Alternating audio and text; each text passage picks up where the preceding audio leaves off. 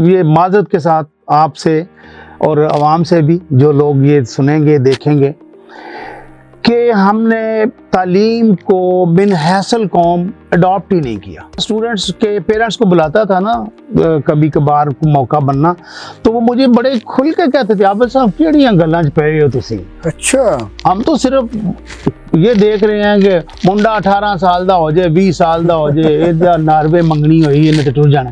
तालीम का मकसद सिर्फ ये नहीं कि हम डिग्री हासिल करें और नौकरी करनी शुरू कर दें for the sake of service, no. तालीम का मकसद तो है इंसान को तब्दील करना। अस्सलाम वालेकुम नाज़रीन, आपका मेज़बान अरशद चौधरी आज एक नए प्रोग्राम और एक नए मेहमान के साथ हाज़िर खिदमत है। आज मेरे साथ जो मेहमान शख्सियत मौजूद है, टीचिंग से रिलेटेड है, जनाब मोहतरम प्रोफेसर आबद हुसैन साहब। इनसे आपकी मुलाकात कराते हैं, तलीमी हवाले से इनसे गुफ्तगू होगी। तो आइए आपकी इनसे मुलाकात कराते हैं।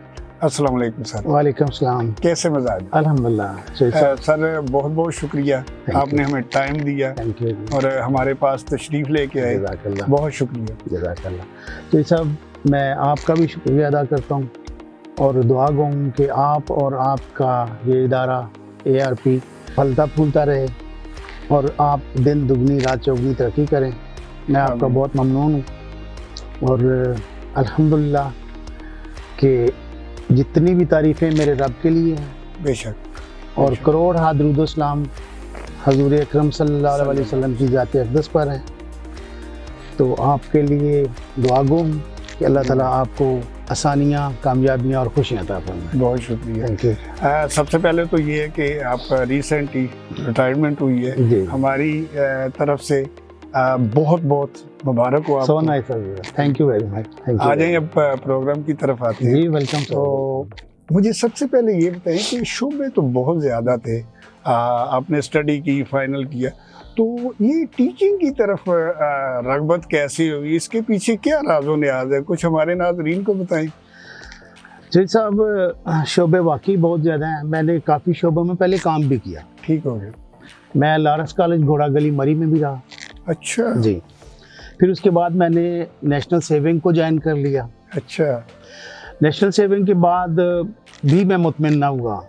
ठीक हो गया। लॉरेंस कॉलेज घोड़ा गली मरी में मैं बड़ा फैसिलिटेटेड था, वहाँ पे अकोमोडेशन बहुत अच्छी थी, इसके अलावा और बहुत सारी सहूलतें थी, सैलरी पैकेज बहुत अच्छा था। अच्छा, सेमी गवर्नमेंट है वो, लेकिन बस एक अंदर बेचैनी कह लें, इज़्तिराब कह लें कि यार मैं अभी मुतमिन नहीं हुआ।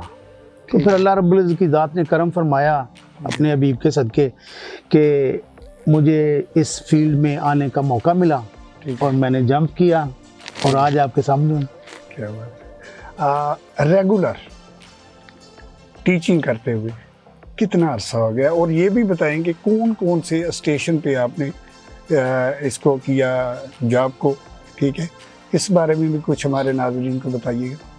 31 मई 89 को मैंने ज्वाइन की सर ये जॉब, ठीक है, और ऑनवर्ड फिर इसी में रेगुलर रहा मैं। रेगुलर डिफरेंट स्टेप्स अल्लाह रब्बुल इज़्ज़त की ज़ात के फज़ल करम से मैं तय करता गया, प्रमोशनें होती रहीं और 35 साल 7 माह 2 दिन मैंने ये जॉब जो है वो कंटिन्यू रखी। अच्छा, और 60 की एज पे आके, जो कि गवर्नमेंट एम्प्लॉय के लिए ज़रूरी होता है, जी हाँ, उस पे हमने रिटायर होना ही होना है। और वो आज रिटायरमेंट के बाद आपके पास हूँ। क्या बात है। मुझे ये बताएं, आपकी नज़र में तालीम है क्या, इस बारे में कुछ बताइएगा। जैसन तालीम को हम लोगों ने ना बड़ा नैरो माइंडेडली हम इसे लेते हैं, ठीक है, ये एक ब्रॉडर एस्पेक्ट लफ्ज़ है, बहुत से इसकी जेहतें हैं, बहुत से इसके मीनिंग हैं, बड़ा मीनिंगफुल वर्ड है ये, लेकिन अनफॉर्चुनेटली मैं तो ये माजरत के साथ आपसे और आवाम से भी, जो लोग ये सुनेंगे देखेंगे, कि हमने तालीम को बिन हैसल कौम अडॉप्ट ही नहीं किया। अच्छा, आप देख लें, खारियाँ को देख लें, जी जी बिल्कुल, मेरे पास स्टूडेंट्स के पेरेंट्स को बुलाता था ना कभी कभार को मौका बनना, तो वो मुझे बड़े खुल के कहते थे, आप साहब किहड़ियां गल्लां च पए हो तुसी। अच्छा, हम तो सिर्फ ये देख रहे हैं कि मुंडा 18 साल दा हो जाए, 20 साल दा हो जाए, ਇਹਦਾ नारवे मंगनी होई इन्हें तो टुर जाना। हाँ। तो सर अब आप खुद अंदाजा फरमा लें, ये पट्टी पूरी गुजरांवाला से शुरू होके पिंडी तक, इधर मीरपुर को भी साथ अटैच कर लें। यहाँ पे ट्रेंड ही नहीं है, यहाँ पे ट्रेंड है डंकील गाने का। और अब ये तो था स्पेसिफिकली जो मैं जहाँ पे मैंने ज़्यादा अरसा जॉब की, ठीक है। लेकिन दूसरे इदारों शहरों में भी ऐसा ही था। जिस तरह आपने मुझसे पहले भी पूछा कि आप कहाँ कहाँ रहे, मेरे ज़्यादा स्टेशन नहीं है। एक गुजर खान था, स्टार्ट मैंने वहाँ से किया, फिर गुजर खान से मेरी ट्रांसफ़र हो गई रावलपिंडी की तहसील कोटा, जहाँ पे वो हमारे एक्मी प्रोग्राम भी चलते प्लांट वगैरह है। तो वहाँ पे भी एक वक़्त था, वहाँ के बारे में ये मशहूर था कि जब माँ ने बेटा जन्म देना होता था तो पूछा करती थी कर्नल जन्म दूँ या जनरल जन्म दूँ। अच्छा। फिर सर एक ऐसा वक्त आया कि वहाँ पे कंडक्टर ही कंडक्टर रह गए, टी स्टॉल वाले रह गए। अच्छा। उसकी क्या वजह थी? इसके पीछे यही थी कि हमने तालीम को उस पैराए में उस मकसद के लिए लिए ही नहीं। तालीम का मकसद सिर्फ ये नहीं कि हम डिग्री हासिल करें और नौकरी करनी शुरू कर दें for the sake of service, no. तालीम का मकसद तो है इंसान को तब्दील करना। बिल्कुल। अगर आपको एजुकेशन ने चेंज नहीं किया, वो आपके मॉरल वैल्यूज हैं, वो आपका एटीट्यूड है, वो आपका बिहेवियर है, वो आपका लिविंग स्टाइल है, व्हाट्सएवर, बहुत सारी चीज़ें सर इसमें आती हैं ना। देखिए हमने वो, मैं कई दफ़ा कहता हूँ कि तालीम को हमने ना सिर्फ एक चीज़ रखा हुआ है, जो हमारे एक तो आपने बताया कि ये बाहर वाला, वो तो हो गया टाइम गुजारी, यानी कि बच्चा 18-20 साल का हुआ, पासपोर्ट बना, शनाख्ती कार्ड मंगनी की, फलां किया, किसी ना किसी वसासत से बाहर चला गया, वो तो हो गया। बाकी जो हम कर रहे हैं मेरे ख्याल के मुताबिक कि हम ये कर रहे हैं कि तालीम जो हासिल करनी है सिर्फ एक ही मकसद है, अच्छी जॉब मिल जाए, बस दैट्स इनफ, यही चल रहा है। ठीक है। हालांकि मेरे ज़हन के मुताबिक ये है कि तालीम का असल जो आपने 2-3 चीज़ें बताई और इसमें मैं ऐड कर देता हूँ, वो ये है कि उठना बैठना, आपकी हर एक्टिविटी में अल्लाह रब्बुल इज़्ज़त कुरान पाक में फरमाते हैं ना कि क्या जाहिल और इल्म वाले बराबर हैं। अब यहाँ से तो बड़ा मेरे मालिक ने बड़ा क्लियर कर दिया ना। बेशक। तो अगर रब फरमाता है कि इल्म वाले दूसरों से बेहतर हैं, तो इसका मतलब है कि उनकी बेहतरी का कोई म्यार भी तो सेट किया होगा ना मेरे मालिक। बेशक बेशक। और वो यही है, आपका इखलाक है। आप सल्लल्लाहु अलैहि वसल्लम की हदीस मुबारक है कि जब जनती लोग देखेंगे कि मेरे परड़े में कौन सी चीज़ भारी है जिसकी वजह से मैं जन्नत में आऊँ, तो वो उसका इखलाक होगा। क्या बात। ठीक है। इसके अलावा आप मैनर्स को ले लें, खाना पीना, उठना बैठना, गुफ्तगू। इवन देन आप किसी पढ़े लिखे बंदे से गुफ्तगू करेंगे तो पहले वो आपकी बात सुनेगा और फिर बड़ा नाप तोल के बोलेगा, लेकिन अदरवाइज तो आप देखते हैं तो आपकी बात ही कोई नहीं सुनेगा। और ऐसे मौक़ों पे भी अल्लाह ताला ने फरमा दिया है कि जब पता चल जाए ना कि जाहिलों से वास्ता पड़ गया है, सलाम करो, उठ के चले जाओ, बहस मुबासा ना करो। क्या बात। अब आ जाए कि पिछले 10 सालों से जो तालीमी निज़ाम है या जो तालीमी माहौल है, इसमें क्या तब्दीलियाँ हुई हैं, इस बारे में कुछ बताएं। बड़ा सख्त सवाल किया आपने मुझे। पता नहीं आपके इस चैनल को भी ये इजाज़त होगी चलाने की या नहीं। सर पाकिस्तान के लेवल की अब बात आ गई। हाँ जी बिल्कुल। हमारे जो अरबाबे इख्तियार है ना, ठीक हो गया, उन्होंने भी इस एजुकेशन को सीरियस नहीं लिया। वो हमें पढ़ाना ही नहीं चाहते। अच्छा। बड़ी तयशुदा बात है, जब कौम में शऊर आ जाएगा ना, तो फिर हो सकता है कल को अरशद साहब या कल को आबद साहब इलेक्शन लड़ लें। बिल्कुल सही बात। वो हमें चाहते हैं कि बस इसी चक्कर में रहें कि ये दाल रोटी का चक्कर बना दें इनको। और जो ना पनपने की बात है वो ये है कि इसके लिए आप किसी भी सिविलाइज्ड या डेवलप कंट्री को देखें ना, उनके एजुकेशन का बजट और अपने एजुकेशन का बजट, जी बिल्कुल, आपको बड़ा फर्क वाज़े नजर आएगा। बहुत ज़्यादा। जब आपके पास बजट ही नहीं, आप क्या करेंगे? नंबर 1। नंबर 2, सर मैं अपनी कम्युनिटी से, जिससे मैं अभी फारग हो गया, उससे भी माजरत के साथ, हमारा भी कोई इतना रोल अच्छा नहीं रहा।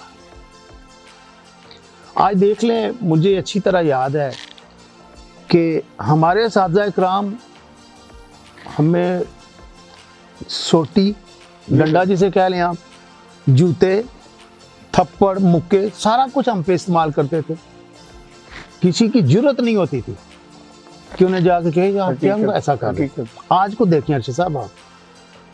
दूसरी बात ये हो गई, मैं इसका हामी नहीं हूँ कि आप किसी को मैन हैंडलिंग करें, किसी को सख्ती करें, लेकिन एटलीस्ट सजा और जजा का निज़ाम मेरे रब ने रखा हुआ है। नमाज पढ़ोगे तो जन्नत में जाओगे, नहीं पढ़ोगे तो दोज़ख में जाओगे।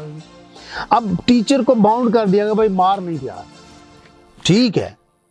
मैं बीए के टीचर, मेरा एक फार्मूला रहा है, मेरा सब्जेक्ट खुश्क सब्जेक्ट था, इकोनॉमिक्स और अकाउंटिंग। अच्छा, बच्चों को नहीं समझ आती थी, बहुत कम है। उसके लिए अट्रैक्शन पैदा करना मेरी जिम्मेदारी थी। जी बिल्कुल, कि मैं उनको अपने साथ अटैच करूं, उन्हें मोटिवेट करूं कि वो पढ़ें। उसके लिए क्या करता था सर मैं, अगर इजाज़त आपका टाइम प्रोग्राम टाइम दे मुझे, तो मेरा तरीकाकार ये होता था कि पहले मैं अपनी किताब, जो सिलेबस की किताब थी, ठीक है, उसमें से गो थ्रू होता था। ठीक हो, एक चैप्टर पढ़ाया, उसका टेस्ट ले लिया, दूसरा चैप्टर पढ़ाया, उसका टेस्ट ले लिया, तीसरा पढ़ाया, उसका टेस्ट ले। और मज़े की बात मैं बताऊं, इस दौर में, इस गए गुजरे दौर में, जब के स्टूडेंट किसी का काबू नहीं आता, मैं बच्चों से नोट्स तैयार करवाया करता था और मेरे बच्चे नोट्स तैयार करके आते थे। अच्छा, उसकी वजह क्या थी कि मैं उन्हें बताता था कि बेटे, मैं अगर इधर यहाँ पे हूँ तो आपके लिए, आपके पेरेंट्स अगर आप एक्सपेंस कर रहे हैं तो आपके लिए कर रहे हैं, ना मुझे कोई आपके की तरफ से कुछ मिल रहा है, ना आपके पेरेंट्स से कुछ मिल रहा है। तो उसके बाद जब किताब यानी सिलेबस मेरा बुक वाइज कंप्लीट हो जाता था, उसके बाद मैं फिर 3 या 4 टेस्ट, उसको 3 हिस्सों में या 4 हिस्सों में डिवाइड कर लेता था, टेस्ट लेता था। ठीक है। और वो लड़कों को यानी अपने स्टूडेंट्स को मैं कहता था कि 80% से कम मार्क्स नहीं आने चाहिए किसी भी। ठीक है। जो 80% से कम लेगा वो अपने आप को फेल समझे। फिर उसके बाद एक मॉडल पेपर होते हैं हमारे पास, जी बिल्कुल, वो मैं लगवा लेता था। एक मॉडल पेपर को पहले तो पढ़ाना, फिर उसका टेस्ट लेना, फिर नेक्स्ट, फिर नेक्स्ट और फिर नेक्स्ट। और इसके बाद जब ये दोनों काम हो चुके थे, मैं कहता था बेटा जी मेरी ड्यूटी पूरी हो गई है, अब आपकी, लेकिन अभी रिजल्ट मेरा बाकी है और रिजल्ट मैंने लेना है आपसे 100%। ठीक है। उसके लिए पहले मैंने आपको प्यार से, मोहब्बत से, मिन्नत से, खुशामद से, तरले से, वास्ते से पढ़ा लिया। अब बारी मेरी है, अब मैंने सुनना है, मैंने टेस्ट लेने हैं according to my point of view, and you have to pay all these things. और इसके लिए वो क्या होता था कि मैं उन्हें कहता था कि अगर मुझे हर बच्चे के 80% मार्क्स और पूरी क्लास का 100% रिजल्ट आप मुझे देंगे तो इस्लामाबाद से लेके लाहौर तक जहां आपका जी करे मैं आपको खाना खिलाऊंगा। अच्छा। और चौधरी साहब आप ये सुन के हैरान होंगे, एक नहीं, दो नहीं, कई दफ़ा मैंने 35-35, 36-36, 40-40 हज़ार रुपये लगा के बच्चों को खाना खिलाया है, लेकिन मुझे रिजल्ट मिला है। हाँ, मैं आज खुश हूँ। अल्लाह रब्बुल इज़्ज़त की ज़ात का जितना शुक्र अदा करूँ कम है कि मैं अपने महकमे से तो चलो आ गया, लेकिन मेरा ज़मीर भी मुतमईन है। असल चीज़ तो सर यही है ना। ठीक है सर। तो उसकी वजह यही होती थी। मुझे याद है कि मेरा 2 दफ़ा, एक दफ़ा 65% और एक दफ़ा 85% मेरा रिजल्ट आया था थ्रू आउट कैरियर। तो मुझे बड़ी तकलीफ हुई थी। उसके बाद ठान ली थी कि अब 100% से कम कंप्रोमाइज़ नहीं करना। और मेरे मालिक का बड़ा एहसान रहा सर। मैं अपने बच्चों का भी मशकूर हूँ जो मेरे पास पढ़ के गए। जी बिल्कुल। मैं अपने उन बच्चों के पेरेंट्स का भी मशकूर हूँ कि वो मेरी बातें सुनते थे बावजूद इसके कि उन्हें बाहर ही भेजना है या जो भी करना है। लेकिन मैंने जब भी उनको कॉल किया वो मेरे पास आए और मेरी बात सुनी। और मैं आपको रिसेंटली आप ये खारियाँ के साथ ही ना बेगा एक जगह है, जी बिल्कुल बिल्कुल, वहाँ का एक स्टूडेंट था, ठीक है, मामून नाम है, मुझे याद है उसका, ठीक है, और उसके वालिद साहब का नाम मुझे याद नहीं आ रहा। तो उसके साथ मैंने काफ़ी सख्ती की, तो उसके वालिदैन आ गए कि क्यों। मैंने कहा मैं नहीं जवाब दूंगा, मेरा बेटा जवाब देगा। मामून को बुलाया। आप यकीन फरमाएं कि वो जो उनके वालिद साहब थे, मुझे नाम नहीं याद आ रहा उनका, उन्होंने कहा सर आप ठीक हैं, मैं माजूर खां हूं। तो ये मेरे रब का करम था। बिल्कुल, इसमें कोई शक वाली बात। मुझे याद है मैं जब गर्मियाँ हो या सर्दियाँ, जब क्लासरूम से निकलता था तो मुझे पसीना आया होता था। ये उसका करम है, उसका करम। मेरे वालिद साहब अल्लाह ताला उन्हें जन्नतुल फिरदौस में अल्फा वाला मकाम अता फरमाए। हम 2 भाई थे। उन्होंने बड़ा वाज़े एक इंस्ट्रक्शन कह लें, ऑर्डर कह लें, जो भी है, कि तुम्हारे हवाले से मेरे घर में हराम नहीं आना चाहिए। अच्छा, मैंने तुम लोगों को, यानी तुम दोनों भाइयों को हलाल का नवाला खिलाया मजदूरी करके। तुम्हारे हवाले से मेरे घर में हराम नहीं पहुंचना चाहिए। और जो मैंने बताया ना आपको पहले, मैंने 2 नौकरियां जो मैंने की, हाँ वो मैंने अपने वालिद साहब के हुक्म की तामील में छोड़ी। उन्हें जहाँ भी ज़रा सा भी गुमान होता था कि इधर से कुछ मिलावट होने वाली है, तो वो कहते थे नौकरी छोड़ दो। अच्छा, अब आप खुद अंदाज़ा फरमाएं, लोगों को एक गवर्नमेंट की जॉब नहीं मिलती। हाँ बिल्कुल, आपके इस भाई ने 3 जॉब्स की गवर्नमेंट की, 2 छोड़ी, 1 को फाइनल किया। ये उसका करम, मेरे माँ बाप की दुआएं, बेशक, और मेरे असातिज़ा इकराम का क्रेडिट है इसमें। बेशक मेरे असातिज़ा इकराम ने, बिलीव मी अरशद साहब, मेरे असातिज़ा इकराम आज भी जो जिंदा हैं, उन्हें पता है आबद कहाँ है, आबद कर क्या रहा है, आबद के बच्चे कितने हैं, और आबद के कितने बच्चों की शादी हो चुकी है। अच्छा, वो वो मेरे साथ इतने अटैच हैं। ये उसका करम है, और बस मैं समझता हूँ ये उसी का ही करम है। बात मुख्तसर ये है कि वो कहते हैं ना, अगर आपको अच्छे दोस्त, अच्छे टीचर लाइफ में मिल गए हैं, आपका फ्यूचर ब्राइट है। तो मैं कहता हूँ ये उनका भी बड़ापन है और आपका भी है कि आज तक रिटायरमेंट के बाद भी आप बड़े कह रहे हैं कि जी मेरा टीचर को पता है कि इसके बच्चे कितने एग्जैक्टली हैं। सर। तो ये सारी एक तो अल्लाह का करम है, दूसरा जब उसका करम हो तो फिर सब कुछ वो सारे रास्ते खोल देते हैं। अब अजय जी, कौन सी ऐसी कुताहियाँ या गलतियाँ होती हैं टीचर की, ये कह लें, या वालिदैन की कह लें, कि स्टूडेंट स्टडी से भागते हैं, इसके पीछे क्या बात है? एक तो सर पहले मैं, आप इजाज़त दें तो पेरेंट्स से स्टार्ट हाँ करूँगा, जी, पेरेंट्स, फिर टीचर की तरफ आ जाए। हमारे इस मौजूदा वक्त में हमारे पेरेंट्स बेचारे दाल रोटी के चक्कर में रहते हैं। वो मजदूर है तब, वो दुकानदार है तब, या वो बिजनेसमैन है, ठीक है, वो दाल रोटी के चक्कर में रहते हैं। अगर थोड़े से दाल रोटी से ऊपर होते हैं तो वो स्टेटस में आ जाते हैं कि मेरे बच्चे के पास ये भी होना चाहिए, जी बिल्कुल, मेरे घर में ये होना चाहिए। और उसका रिजल्ट क्या निकलता है, वो अपनी औलाद को इग्नोर कर बैठते हैं। बिल्कुल, देखें ना आप, देखें जिनके वालिद तो बाहर हैं, वो तो टोटली बेचारे इग्नोर हो गए ना। बाप औलाद से, औलाद बाप से। बिल्कुल, ठीक है। लेकिन जो पाकिस्तान में हैं, वो भी बच्चे को उतना टाइम नहीं दे पा रहे जितना उसकी ज़रूरत है, या जितना वालिद को देना चाहिए। मैं आपको एक वाक़या सुनाता हूँ।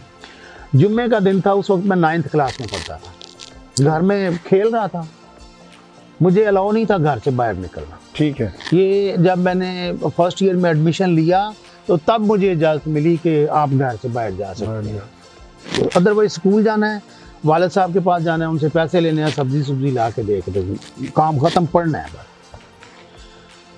मुझे ना वालिद साहब फरमाते हैं कि तुम्हारा काम ख़त्म हो चुका है। मैं जी हो गया। कहते हैं जाओ इंग्लिश की किताब लेके आओ। मेरे वालिद साहब चिट्टे अनपढ़ थे।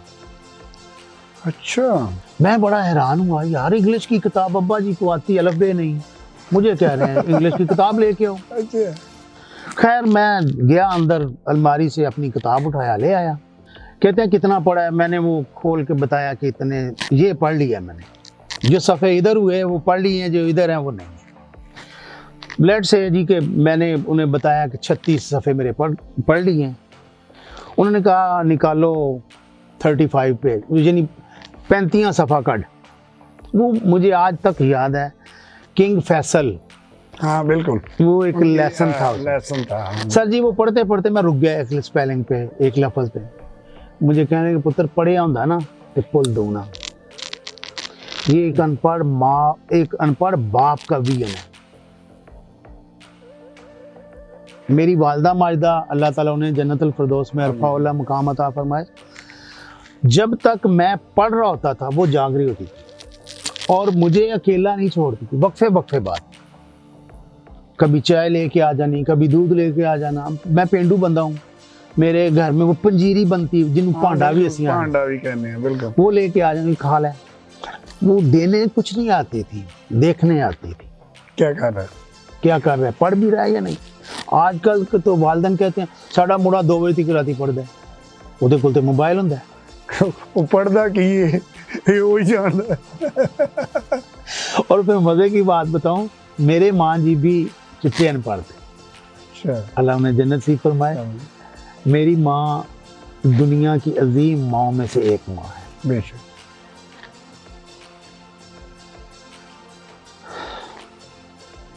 वो मेरी बुक्स उठा के मेरी बड़ी भाभी को दिखाया करती थी कि ये तो छापा लगा हुआ है, अच्छा ये जो लिखा हुआ है ये क्या लिखा हुआ है।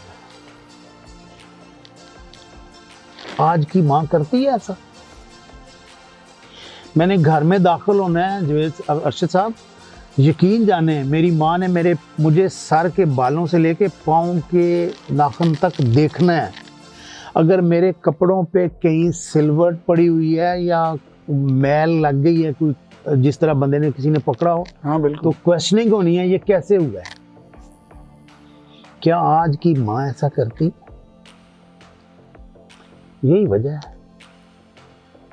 हमें मीडिया ने मार दिया, हमें सोशल मीडिया ने मार दिया, हमें मोबाइल ने मार दिया।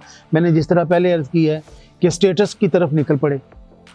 जिस माँ बाप ने अपने बेटे को या बेटी को मोबाइल, लैपटॉप और मोटरसाइकिल ले दिया, उसे किसी और दुश्मन की जरूरत नहीं, वो खुद दुश्मन है अपनी औलाद की।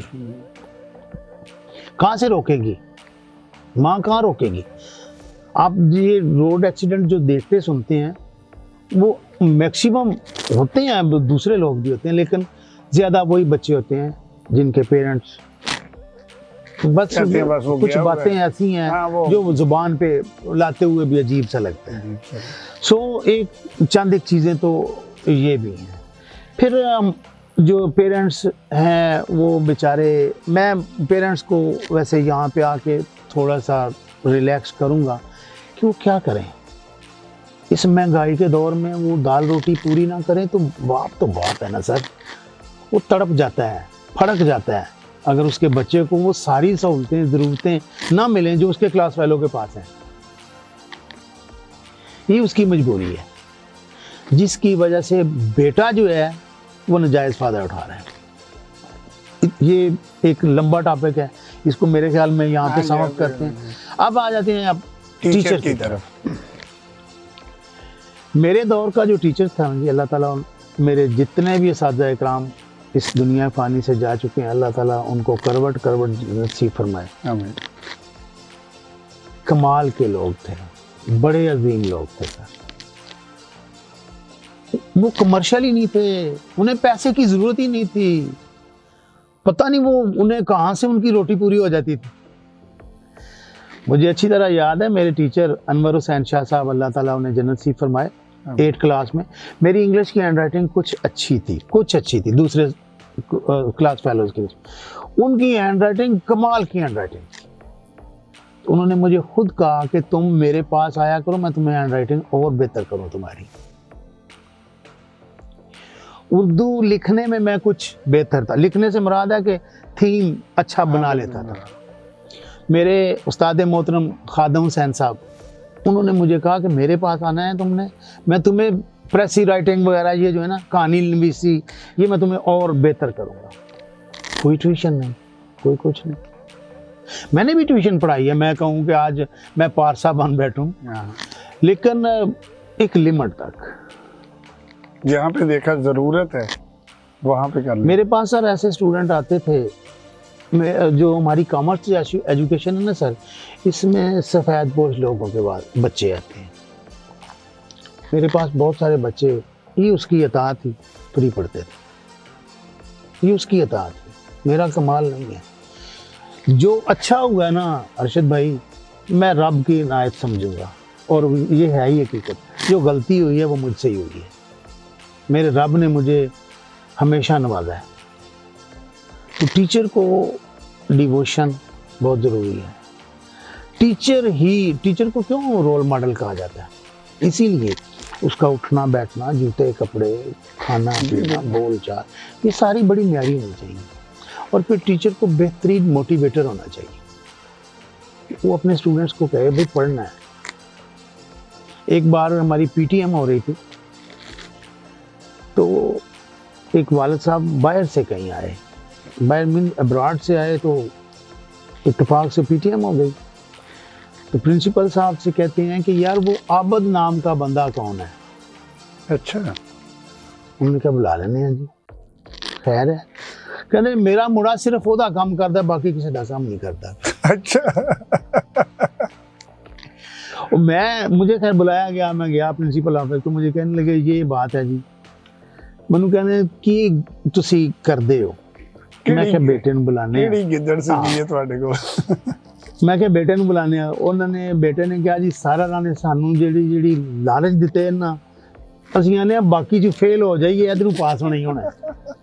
और वो वही होता था। मैं मारता भी था बच्चों को, मुझे ये बरमला एतराफ़ तो नहीं करना चाहिए, लेकिन ये भी नहीं कि मार खुदा न खास्ता ऐसी, लेकिन वो जो भी होता था ना वो बच्चों की बेहतरी के लिए होता था, उनके मुस्तकबिल के लिए होता था। आज भी मेरे बच्चे, मेरे स्टूडेंट, परसों मैं डिंगा गया हुआ था, मेरा एक स्टूडेंट जिसकी उम्र इस वक्त 55 ईयर है।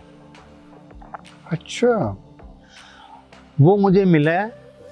अब आप उस कहेंगे कि एज गैप बड़ा कम है, वो इनफैक्ट इवनिंग की क्लास का स्टूडेंट था। इवनिंग की क्लास के जो बच्चे होते हैं ना, वो जॉब्स वगैरह जो कर रहे होते हैं, वो तो उस बच्चे को ना बच्चा तो नहीं, मेरी उम्र का ही है, मेरी 60 साल है, उसकी 55 साल है। तो उसे पता चला कि सर आबद आए हुए हैं, वो स्पेन में होता है आजकल। ठीक है। मैं एक जनाजे पे गया हुआ था, वो मुझे वहाँ गया ढूंढ के, कहता सर कुछ भी हो जाए घर चलना है। कुछ घर आए, बैठे, चाय वो कहते सर रोटी खादे बगैर नहीं जाना। मैं कहा बेटे नहीं, मेरे पास टाइम नहीं। मेरा एक बेटा ना माजूर है। अच्छा। सबसे एंड पे जो है। ठीक है। मैंने कहा मैं बेटे को घर अकेला छोड़ के आया हूँ, तो एक आया रखी हुई है उसके लिए, तो उसको कंट्रोल नहीं कर पाती, तो इसलिए फिर कभी से। तो सर टीचर को मैं कहता हूँ, अगर टीचर है ना, तो उसका बच्चा कभी बागी नहीं होगा उससे। इसमें ये होना चाहिए कि मेरे ख्याल में एक टीचर है, उसके पास 20-25 स्टूडेंट है, हर एक की नेचर अलग है, और ये अकाउंट करना है टीचर ने कि ये बच्चा जो है इसके साथ थोड़ी सख्ती करूँ तब पढ़ेगा, इसके साथ नरमी, ये वैसे ही। असल चीज़ मेरे ख्याल में ये है कि जब आप क्लासरूम में जाते हैं तो आपको पता होना चाहिए कि ये जो स्टूडेंट है या इनका क्या तरीक़ाकार है पढ़ाने का। या देखिए ना, होता है हर बंदे का माइंड अलग है। और मैंने एक और चीज़ जो देखी है कि मेरा जो माइंड है वो ये कहता है कि पहले आपको ये देखना चाहिए वालिदैन को और जो टीचर है कि ये जो मेरा स्टूडेंट है इसका माइंड क्या है।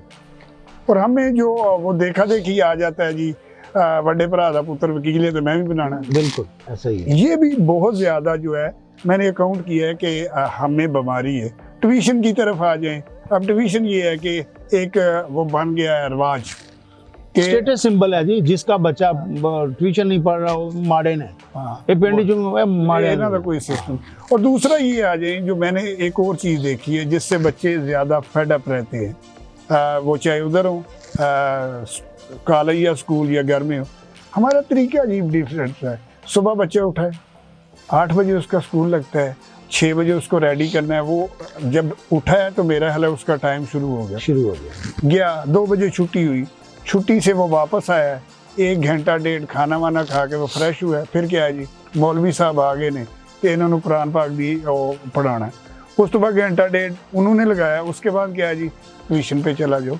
9 बजे वो वापस आया है। मैं कहता हूँ वो बच्चा क्या पढ़ेगा, क्या बनेगा? ये भी बड़ा इशू देखने में आया। इस बारे में ना थोड़ा सा बताएं कि क्या तरीका होना चाहिए। इस हवाले से मैं अपने स्टूडेंट्स को ये कहा करता था कि अल्लाह रब्बुल इज़्ज़त की ज़ात ने हमें यूनिवर्सल टाइम टेबल दिया हुआ, 5 नमाज़ें। क्या बात, बेशक। फजर पढ़ो, उठ गए हो आप, उसके लिए आपने उठना है, तारत के लिए जाना है, वॉशरूम जाना है, वज़ू करना है, फिर 2 सुन्नतें पढ़नी है, वो आपने मार्जिन रख के उठना है। फिर मस्जिद जाओ, नमाज पढ़ो, नमाज पढ़ के घर आओ, कुरान पाक पढ़ो। मैं अपने बच्चों को कहा करता हूँ, आज भी कहता हूँ अपने स्टूडेंट्स को कि बेशक एक रुकू पढ़ो ज़रूर कुरान पाक। जिस घर में सर कुरान पाक नहीं पढ़ा जाता, आज हमारे आप सराउंडिंग में नज़र दौड़ाएं ना, आपको हर घर में परेशानी दिखाई देगी। लड़ाइयाँ, झगड़े, तलाकें, इसके अलावा यानी बहुत ज़्यादा। उसकी क्या वजह है? उसकी क्या वजह है? बस ना अल्लाह ना रसूल, ना इस्लाम तौबा, से दूरी है ना सर। इस्लाम से दूरी। फिर फजर से लेके तो आपका जोर तक का टाइम जो है, ये टाइम स्पेंड, ये आपका कॉलेज में है। जी बिल्कुल। उसके बाद आप घर आ जाते हैं, जोर की नमाज पढ़ो, रिलैक्स हो, खाना खाओ, रेस्ट करो, फिर उठो, असर तक जो टाइम बचता है उसमें पढ़ो, एक सब्जेक्ट पढ़ लो, फिर असर से मगरिब तक फिर एक पढ़ लो, स्टेप बाय स्टेप आपके सारा सिलेबस उसमें कवर होता है, उस सर्कल में। ठीक है। ये अल्लाह ताला ने हमें बड़ा बेहतरीन पूरी दुनिया के लिए ये जो है ना वो टाइम टेबल दे दिए। एक तो सर हमें इसे फॉलो करने की जरूरत है, यानी सबसे पहले हमें रब की तरफ रुजू करने की जरूरत करना चाहिए। और वो 2 ही तरीके हैं, नमाज और कुरान। ठीक है जी। दूसरा, हम पिछले दिनों मैं पढ़ रहा था एक जगह पे कि आगे जाने से नहीं पीछे जाने से तरक्की होगी। आज से 1400 साल पहले जाए ना ज़रा, और मेरे आका करीम सल्लल्लाहु अलैहि वसल्लम से बढ़ के और कौन एडमिनिस्ट्रेटर अच्छा हो सकता है, और कौन चीफ अच्छा हो सकता है, और कौन कमांडर अच्छा हो सकता है, और कौन रहनुमा अच्छा हो सकता है। बेशक। तो हमें उन्हें फॉलो करने की जरूरत है। आज भी हमारे घरों में रहमतें, बरकतें और रब का फजलो करम जो है वो नाज़िल हो सकता है अगर हम उसकी तरफ रुजू करें। हमारे बच्चे स्मूथली चलेंगे, हमारी बेटियां अपने घरों में सुखी रहेंगी, हमारे घर में, अपने घर में जिसमें हम बाकी रह जाएंगे, वहाँ पे भी इज्जत भी होगा, एहतराम भी होगा, सारा कुछ होगा, क्योंकि रब की रहमत और बरकत उसमें शामिल है। अब आ जाए थोड़ा ज़ाती लाइफ के बारे में। अब सब अगर आज टीचर ना होते तो सेकंड ऑप्शन क्या था? सेकंड ऑप्शन सर, मैं एक अच्छा मुकाबले का इम्तिहान दे के ना, शायद जो कि मैंने सोचा भी नहीं, उस तरफ गया ही नहीं, और आज सोचता हूँ कि मुझे उस तरफ जाना चाहिए था। अच्छा। मैं डीएम ग्रुप में जाता, डिस्ट्रिक्ट मैनेजमेंट ग्रुप। ठीक है। मैरिड है? जी अल्हम्दुलिल्लाह। कितने बच्चे हैं? मेरे सर 3 बेटियां हैं, और तीनों बेटियां अल्हम्दुलिल्लाह मैरिड हैं। अच्छा। मेरी बड़ी बेटी साइकियाट्रिस्ट डॉक्टर है। अच्छा। और उनके मियाँ जो हैं वो चाइल्ड स्पेशलिस्ट हैं। ठीक है। वो ये आपका है ना विलेज ट्रामा सेंटर, वहाँ पे। बड़ा एक हसीन इत्तेफाक है कि मेरे दामाद जो हैं उनके वालिद साहब का नाम भी आबद है। अच्छा। और मेरा नाम भी आबद है, तो इस एतबार से अक्सर दोस्त ये समझते हैं कि रिजवान आबद जो है ना वो इस आबद का बेटा है। मेरे लिए ये एजाज़ भी है, फ़ख्र भी है। वो बेटा मेरा हाफ़िज़ कुरान भी है, डॉक्टर ही नहीं सिर्फ, और बहुत नेक बेटा है। अल्लाह ताला उसको दिन दुगनी रात चौगनी तरक्की दे, सारी खुशियाँ अता फरमाए उसे। दूसरा बेटा मेरा इंजीनियर है, दामाद मेरा। ठीक है। वो स्विट्ज़रलैंड में होता है। अच्छा। बेटी मेरी जो है उसने बीएससी की थी, बस फिर वो कोरोना के दिनों में वो सिलसिला हुआ, वो साथ ही वो 4 माह के बाद वो भी स्विट्ज़रलैंड चली गई।